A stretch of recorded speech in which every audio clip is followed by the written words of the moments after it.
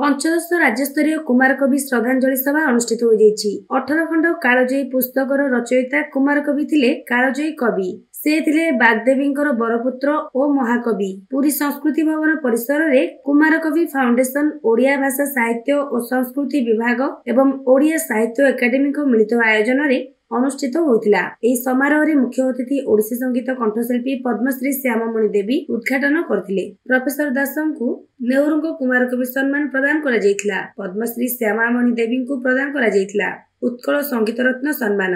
विभिन्न क्षेत्र में 16 जन कुमार कवि मंच रे सम्मानित करा जायतिला।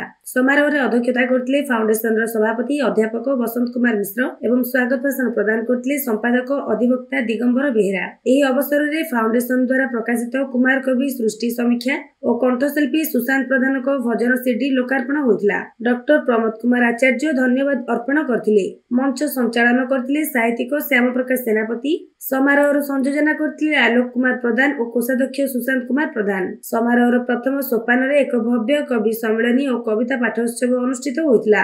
एहाकू ओडिया भाषा प्रतिष्ठान प्राक्तन निर्देशक डॉक्टर प्रहलाद चंद्र टिकायत राय उद्घाटन करथिले। तत्वकवि विभु दास भिकारी चरण जेना मुख्य वक्ता रूपे जोगदेई कवि कविता और कुमार कवि संपर्क में अभिमत रखिथिले। साहित्यिक विपिन बिहारी दड़ाई अध्यक्षता करथिले। सम्मानित अतिथि रूपे बद्री मिश्र, तरुण कवि दामोदर परिड़ा, बनवाड़ी जेना, तृप्ति पंडा, प्रभासिनी मिश्र जोगदेई आलोचना करथिले।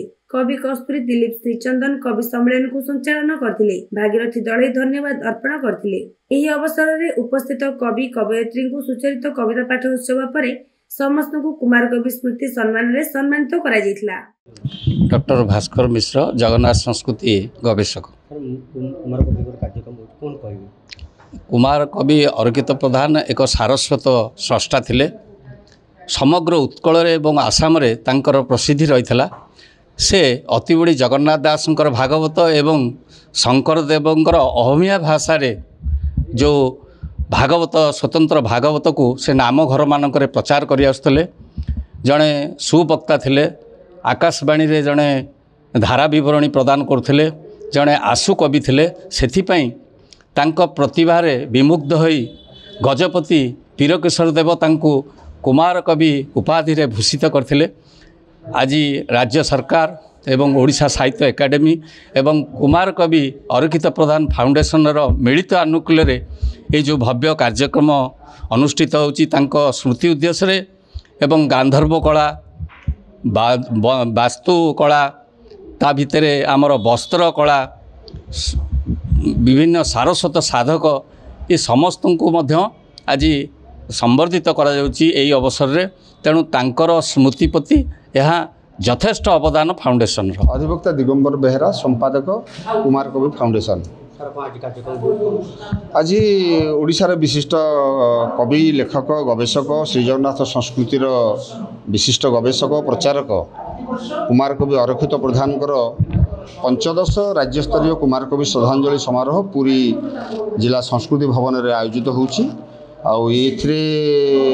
मुख्य अतिथि भाव पद्मश्री श्यामामणि देवी विशिष्ट ओडिसी कंठशिल्पी आज उद्घाटन कर समारोह को एवं मुख्य वक्ता भाव कुमार कवि स्मारकी वक्तृता प्रदान कर प्रोफेसर डॉक्टर दास बेनहुर महोदय एवं अनुष्ठान सर्वोच्च सम्मान कुमार कवि सम्मान सहित 10,000 अर्थराशि से पुरस्कार सहित दि जाइए। सहित प्रोफेसर डॉक्टर प्रहलाद चंद्र टिकायत राय, डॉक्टर शशांक चूड़ामणि, डॉक्टर भास्कर मिश्र प्रभृति विभिन्न अतिथि आज कार्यक्रम जोग देइछन्ति।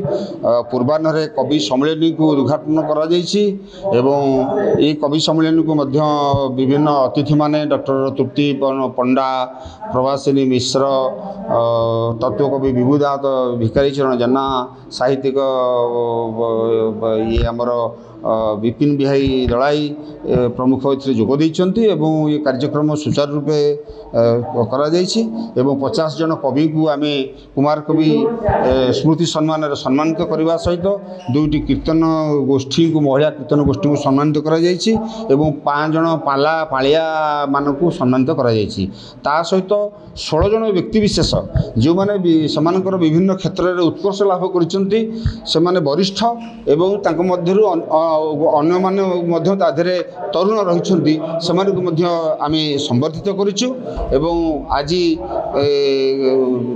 ଶ୍ୟାମାମଣି ଦେବୀଙ୍କୁ ପଦ୍ମଶ୍ରୀ ଶ୍ୟାମାମଣି ଦେବୀଙ୍କୁ ଆଜି ମଧ୍ୟ ଉତ୍କଳ ସଙ୍ଗୀତ ରତ୍ନ ସମ୍ମାନରେ ସମ୍ମାନିତ କରାଯାଇଛି।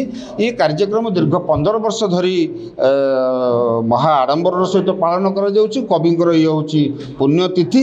ଏହାକୁ ଓଡ଼ିଆ ଭାଷା ସାହିତ୍ୟ ସଂସ୍କୃତି ବିଭାଗ ଓଡ଼ିଶା ସରକାର ଓଡ଼ିଶା ସାହିତ୍ୟ ଏକାଡେମୀ ଏବଂ କୁମାରକବି ଫାଉଣ୍ଡେସନ୍ ଏହାକୁ ମିଳିତ ଭାବରେ ପ୍ରାୟୋଜନ କରୁଛନ୍ତି ଏବଂ ଏଥିରେ କବି ଲେଖକ ସାହିତ୍ୟିକ ସମାଜସେବୀ ସାମ୍ବାଦିକ ସବୁ କ୍ଷେତ୍ରରେ ଉତ୍କର୍ଷ ଲାଭ କରିଥିବା ବ୍ୟକ୍ତିମାନେ ଏଥିରେ ପ୍ରତ୍ୟେକ ବର୍ଷ ଯୋଗ ଦିଅନ୍ତି ଏବଂ ଏଇ ଗୋଟିଏ ଦିନ ଭରପୁର ସେମାନେ ଏହି ରାଜ୍ୟସ୍ତରୀୟ ସମାରୋହ ପାଳନ କରି ଯାଇଥାନ୍ତି।